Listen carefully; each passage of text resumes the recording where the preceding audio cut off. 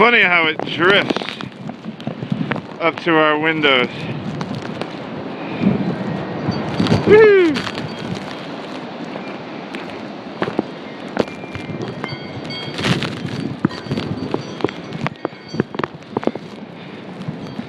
These guys are running around the house.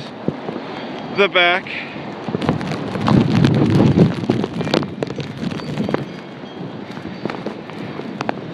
Here's the tree that I don't like, and our power line that is right next to it. We survived that, again, hopefully.